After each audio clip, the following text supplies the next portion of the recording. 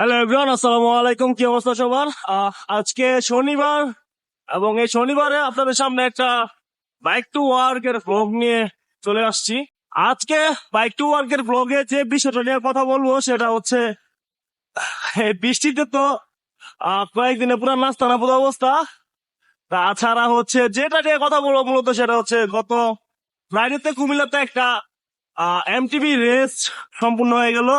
সেখানে একটা অনাকাঙ্ক্ষিত ঘটনা ঘটছে এবং এর আগে সিলেট এমটিভি চ্যাম্পিয়নশিপে ওইখানেও একটা অনাকাঙ্ক্ষিত ঘটনা ঘটছে এবং এই দুইটা অনাকাঙ্ক্ষিত ঘটনার পিছনে মানুষ কিন্তু একজন। তো এই বিষয়টা নিয়ে কিছু কথা বলতে বলতে আপনাদের সাথে তো বক বক করতে করতে অফিসে যাবো আর কি। তো দেখতে থাকবো। সো গাইস, যেটা বলতে চাই প্রথমেই সেটা হচ্ছে বাংলাদেশের সাইক্লিং কমিউনিটি এবং বাংলাদেশের সাইক্লিং বিষয়ে আগে কিছু কথা বলেনি।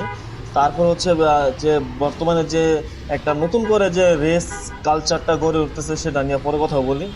বাংলাদেশের সাইক্লিং কমিউনিটি অথবা বাংলাদেশের সাইক্লিং নিয়ে যদি আপনি কথা বলতে চান তাহলে শুরু থেকে বলতে হয়, কারণ তারা নেই ইয়াটা পার হয়ে নেই।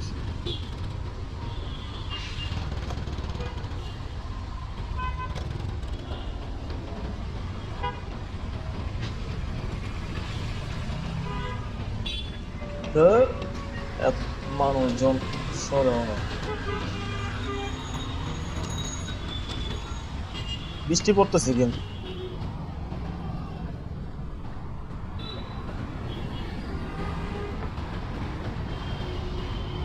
বৃষ্টিতে তো অবস্থা খুবই খারাপ।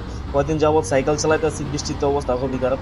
সো টপিক এটা না, যেটা নিয়ে কথা বলতে চাই সেটা হচ্ছে যে বাংলাদেশের সাইক্লিং যদি শুরু থেকে শুরু করি তাহলে হচ্ছে আপনার একটা সময় বাংলাদেশের সাইক্লিং এর জোয়ার ছিল। তখন আমি সাইক্লিং করতাম না, তবে বড় ভাই সিনিয়র সাইক্লিস্ট যারা প্রথম দিকে সাইক্লিং শুরু করছে তখন তাদের যে অভিজ্ঞতা মাঝে মধ্যে শেয়ার করে আমাদের সাথে, আমরা সেগুলো শুনি। তো সেই থেকে বোঝা যায় যে মোটামুটি একটা সাইক্লিং এর জোয়ার ছিল আপনার 2011 সালের পর থেকে 2014-15 সাল পর্যন্ত মোটামুটি একটা সাইক্লিং জোয়ার ছিল বাংলাদেশে।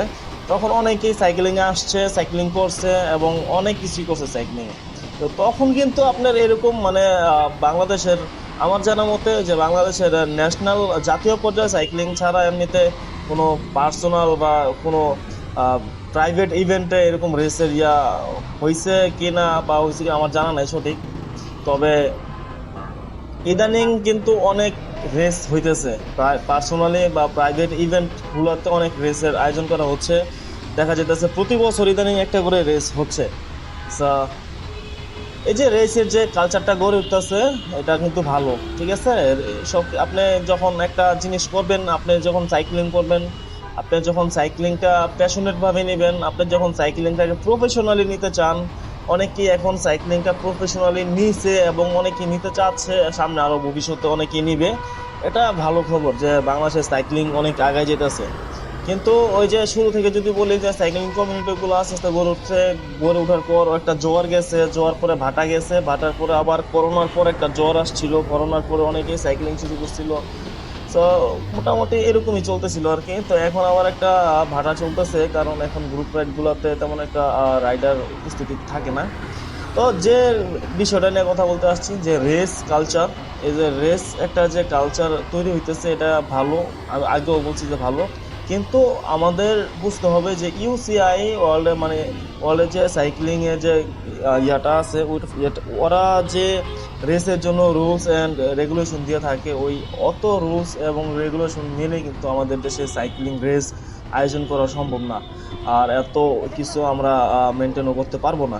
বিষয়টা হচ্ছে এখানে। তো তার মধ্যেও যতটুকু ভালো আছে, যতটুকু করা যায় সেটা করেই কিন্তু আমাদের আগায় যেতে হবে। সো এই যে ধরেন গত কিছুদিন আগে বা ধরেন কয়েক বছর খানিকের মতো হবে, আমি সঠিক আইডিয়া নাই, ধরেন না বছর খানিকের মতোই, সিলেটে একটা এমটিভি চ্যাম্পিয়নশিপ হয়েছে এবং সেখানে আপনার হয়েছে সিলেট এমটিভি চ্যাম্পিয়নশিপে। ওইখানে একটা অনাকাঙ্ক্ষিত ঘটনা ঘটছে। আপনার ফিনিশ লাইনের আগে একজন রাইডার হচ্ছে আরেকজন রাইডারকে পুশ করার কারণে সে ওইখানে একটা অ্যাক্সিডেন্ট হয়েছে। সো ওইটা নিয়ে অনেক কন্ট্রোভার্সি ক্রিয়েট হয়েছে, অনেক কথাবার্তা হয়েছে, কমিউনিটিতে অনেক কিছুই হয়েছে। রিসেন্টলি হচ্ছে আপনার কুমিল্লাতে আরেকটা ঘটনা ঘটছে, যেটা হচ্ছে আপনার একদম প্রথমে যে ভিডিওটা দেখছি সেটা দেখে আমি মনে করছিলাম যে এটা একটা অ্যাক্সিডেন্ট, নর্মালি অ্যাক্সিডেন্ট, বাট আমি আরেকটা ভিডিও যখন দেখছি ওই ভিডিওটাতে আমি দেখে পুরোপুরি পরিষ্কার হইলাম যে এটা কোনো অ্যাক্সিডেন্ট না, এটা সম্পূর্ণ ইচ্ছাকৃতভাবে হচ্ছে এটা করানো হয়েছে বা করছে। So, যে রাইডার এই কাজটা করছে তার নাম হচ্ছে জিমেন চাকমা, এবং সে এই জিমেন চাকমাই হচ্ছে সিলেট যে এমটিবি চ্যাম্পিয়নশিপের যে রেসটা হয়েছিল ওইখানেও এই একই ব্যক্তি, এই জিমেন চাকমা, সে এই ঘটনা ঘটাইছে এবং কুমিল্লাতে এই ঘটনা ঘটাইছে।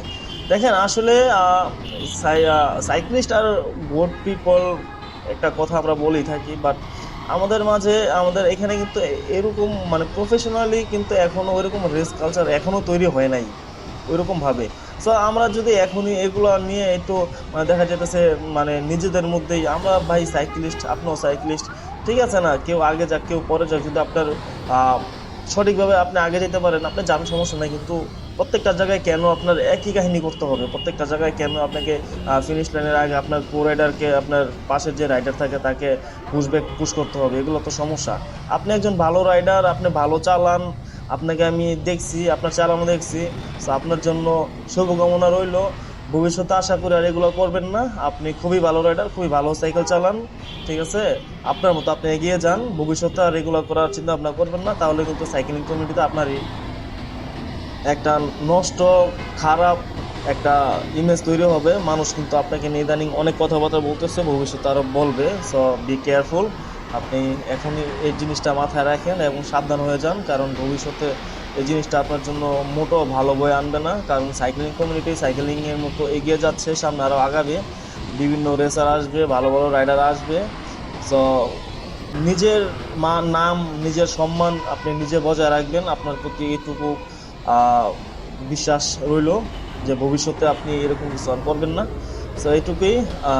জিনিসটা দেখে খুবই খারাপ লাগলো। দেখেন আপনি ফার্স্ট হন, সেকেন্ড হন, বা থার্ড হন, বা ফোর্থ, যে পজিশনে আপনি যান না কেন, এটা আপনার রেসটা অনেকটা লাখের উপরে নির্ভর করে, অনেক কিছু ব্যাপার স্যাপার আছে একটা রেসের ভিতরে।